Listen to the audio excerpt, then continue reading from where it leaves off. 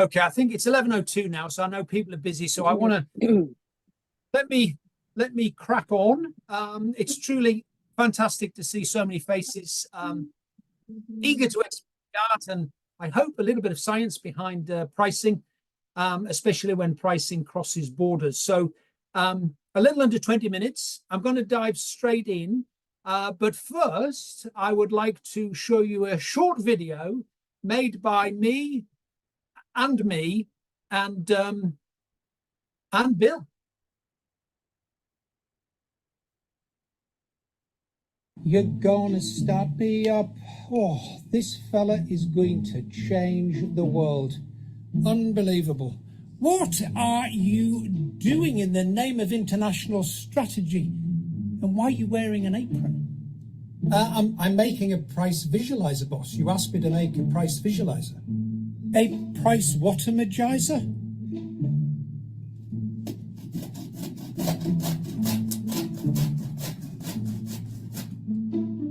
So what are you thinking, boss? So you're saying this is the margin? No, boss. This is the margin. But then where's the distributor price? It's in here somewhere. And the retail margin?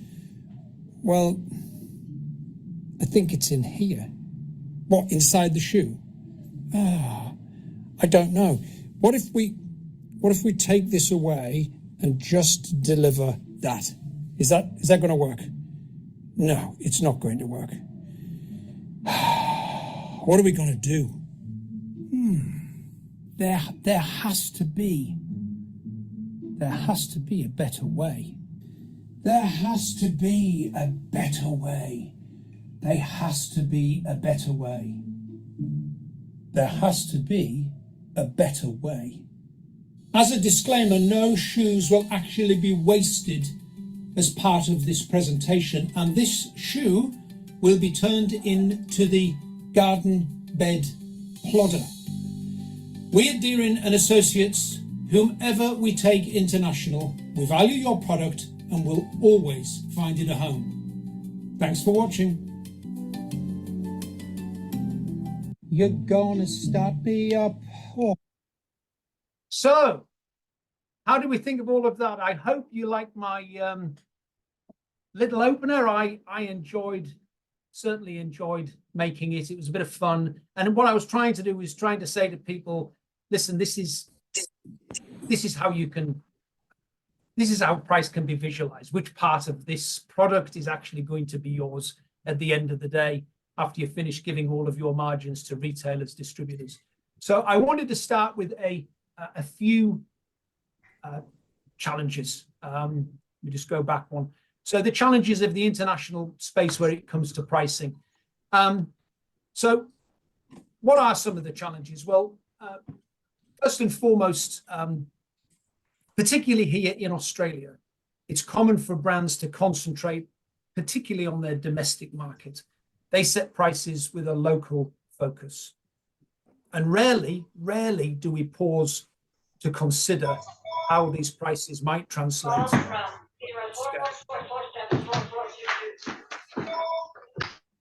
We have a little microphone coming through there. There you go. Maybe that. Thanks, Liz. So a lot of exporters don't necessarily have a clear idea of the actual costs of international and how much margin they'll require to run their business. Many underestimate the challenges of going global. And I've been there. I've seen brands put a few numbers together on the back of an envelope.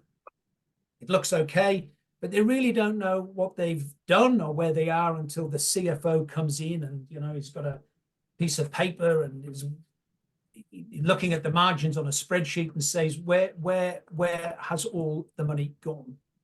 And then, of course, you've got margin expectations. I tend to find that brands, they don't approach international with an understanding of, for example, how much does a distributor need? What's the retail markup, for example, in the UK? Who pays for marketing? And if none of these are gotten right, you'll find that your product will slowly but surely die in the international market.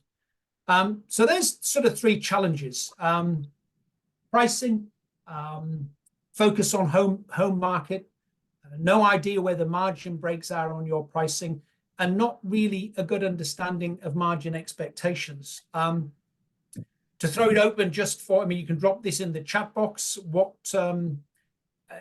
have you any, drop in the chat box the areas that you think are your main issues here. It'd be nice to see what you actually thought. So when I looked at this, and taking into account that, I sawed a shoe up, this is it back together again, to see what actually we could do with this, I wanted to come up with some solutions. Now the first thing I wanted to look at was visualization. And what I started to realize that more and more as a consumer in a way, and I'm a bit of a doom scroller, but as a doom scroller, I've become a particularly good adept chef.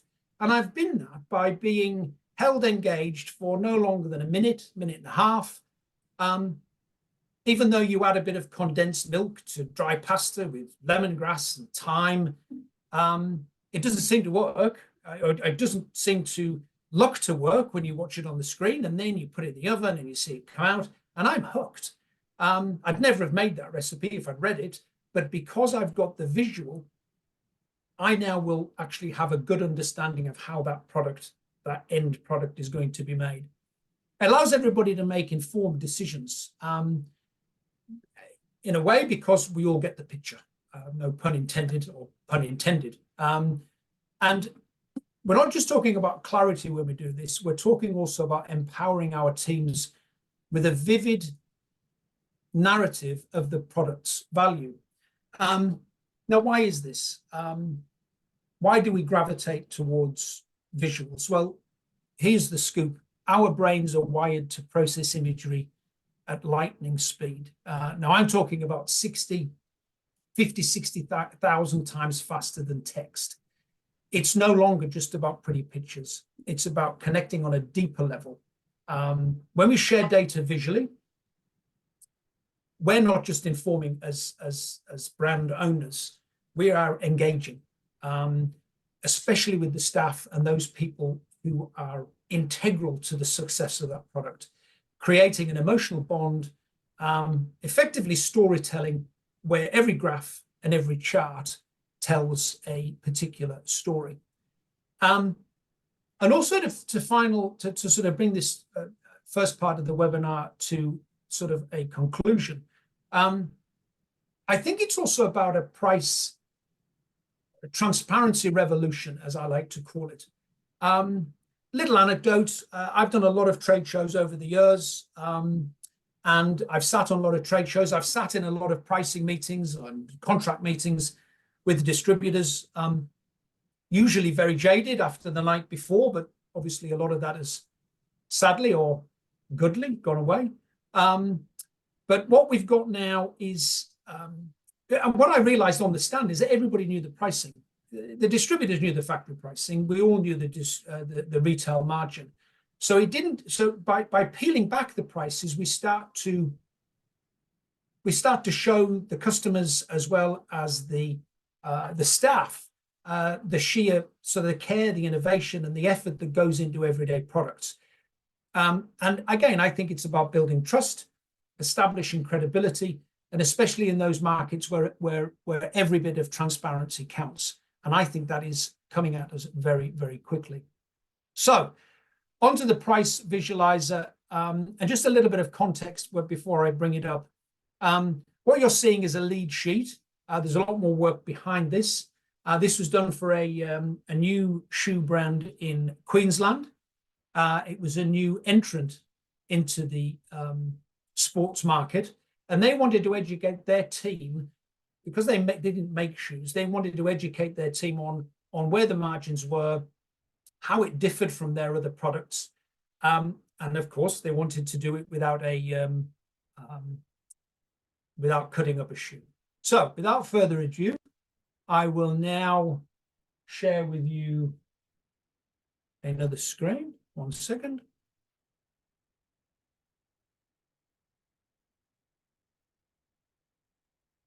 So can you all see that in front of you there?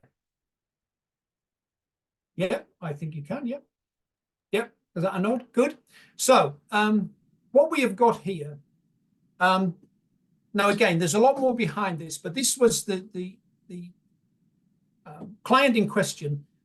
We sat down with them and we said, okay, what's your drivers on this? What do you want to show? So first of all, we allowed them to visualize what is their retail price.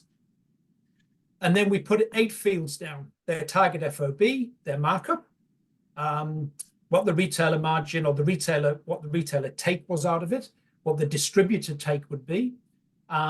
We plugged in here freight, insurance, marketing, mold costs. And effectively, what you are left with there, which is visualized on here as 12%, that's your take. That's what you will take home into the bank as you're selling internationally. There's not much you can do about the retailer markup, because the retailer markup is going to be around 2. Believe it or not, if you get to Harvey Nichols, if you sell a particular product that sits in Harvey Nichols in London, their markup requirements is 2.7, which you don't go into Harvey Nichols to make any money. You're going to Harvey Nichols to be in the best shop on one of the best shopping streets in London. In terms of where are your 2 levers on this? Well, you can alter the retail price. And this again comes down to understanding where your retail price sits in terms of sterling and Australian dollars and US dollars. In this particular case, we were centric on a US dollar price because our factory price is in US dollars. So let's see what happens if I alter this to 250. Well, we've just increased our take in that shoe to a much larger percentage. So we're retaining quite a lot more money. We've not touched the markup for the retailer. We've not touched the distributor margin. But of course, the target FOB, I know from experience that as a new entrant into the market, you're not going to get a particularly good price from the factory because your minimums could be very, very low. So that might actually come in at $42, maybe even $45. So again, you're losing your take from the shoe or from the product.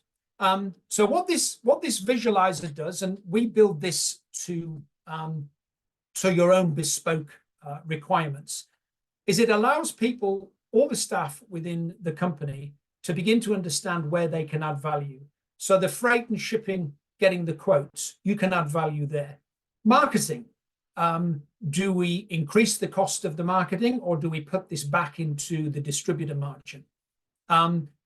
Where it comes to the target FOB, if you're actually targeting your product departments with a cost at the beginning of the build, which allows you then to have the correct margins all the way through, then you'll make money.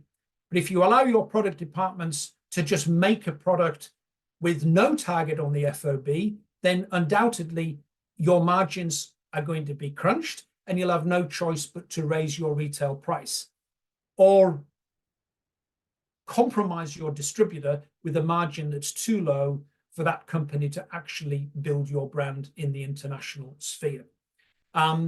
So in a way, this is taking your product. We like to, when we started this, we create the template so you can visualize what it looks like. It's great in meetings because it allows the founders, it allows the product managers to begin to play with the numbers in order to get to a point where you are able to visualize where your price eventually comes out and what your take on this is back into your margin, which I can tell you now will make your CFO a much happier person. To round off on this, I would like to say that this particular price visualizer was put together with 8 fields. We're working on one now, which is stretching into about 12 or 13 fields. So it's breaking the product down into its finer margin breaks to allow it the product departments and the marketing departments to delve even deeper into its price. That sort of gives you an idea of where the price visualizer is in terms of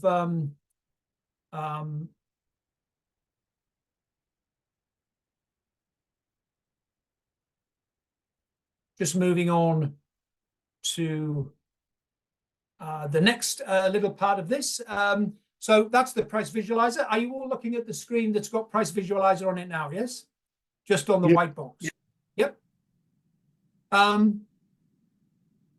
So I found this yesterday. I thought it might be quite a bit fun because I wanted to, again, what I wanted to do was sort of say to you all, if your product could speak, if it was about to, you're about to release it into Italy or into Spain or into Reykjavik, just before you tipped it over the edge, what do you think your product might say? And I thought this sort of captured it in a very interesting way. Wait, let me tell you something. Let me tell you something. All right. Let me tell you something. Let me tell you something. Wait. Sorry, wait. No. Wait. What did you want to tell me? Both of you guys. What did you want to tell me? Double check. Safety first. I quite like that in the fact that the product would say to you just before it went into international, please double check, treble check.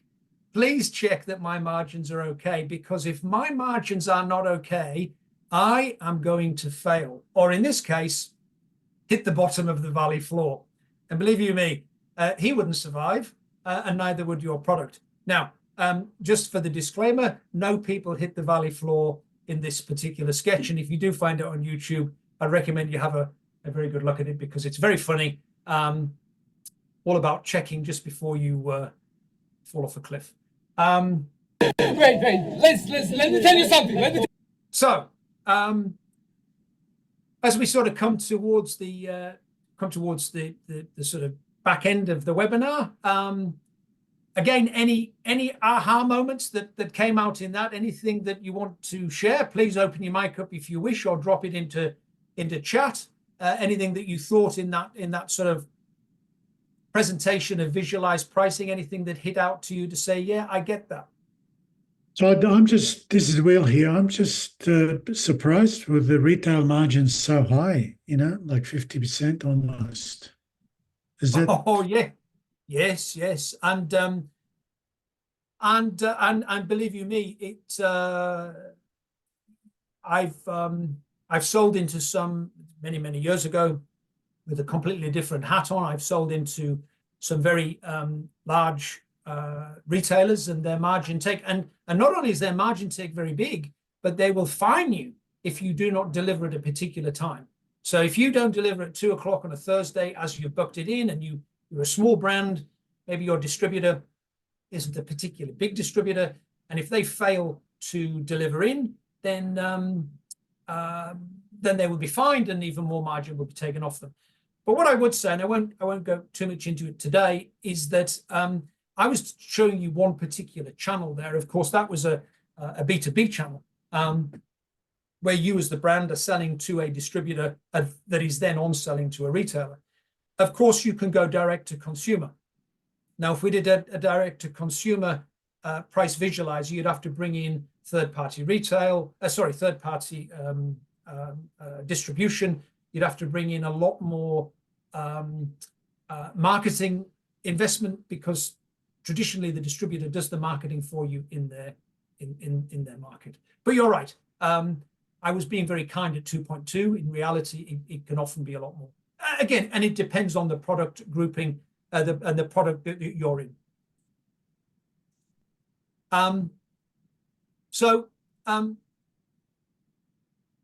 I suppose what I sort of want to finish on is that visuals to all of us now are an educational tool, and they bridge the gap between the understanding of your team around the value of your product. If you get this right at the beginning, and that doesn't mean to say that you can't reverse it back into your own processes now, is that you're going to get a common language through the team, where every member, regardless of their role, whether they are execs on the front desk seeing customers, stakeholders into the building, or whether they are working in where they're a senior VP of product. If they're all on the same page, you can unify your team and you build trust with partners. And that's whether or not you're wanting a $1 million market in international or a $100 million market in international. You're now sharing a story. You get this story right at the beginning. It adds value. And the way that we are working through now with how we all, taking my kids, for example, who had no tech until they were 13, 14 and are utterly absorbed in it now, and there's nothing I can do about it. They are visual creatures more than I ever was. If I only just watch my son and my daughter look at themselves in their screen every day, tweaking their hair, their hat, everything to make sure they've got the best visual to send their friends.